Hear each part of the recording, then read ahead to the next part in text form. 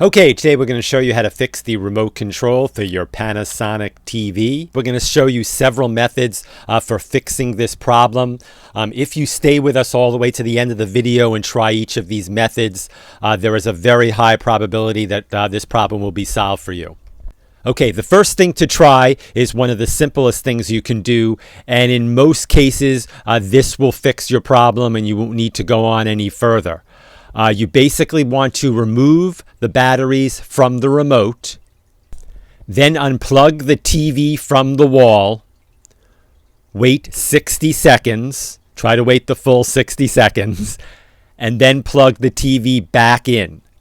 Once the TV comes up to the main screen, just put the batteries back in the remote and try to use the remote and see if it works. If that works, great. If not, let's try one more thing. Take the batteries out of the remote again. As crazy as this might sound, I want you to go through and push each button on the remote a few times. Over time, dust and gunk builds up in those buttons. And by doing this, you'll go through and free up some of the buttons that might be stuck, and this causes the remote to malfunction.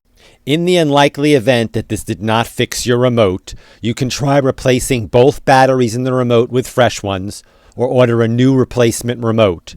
We'll put a link down in our description box where you can find a new replacement remote. That's our video for today. As always, thank you very much for watching, and please remember to subscribe.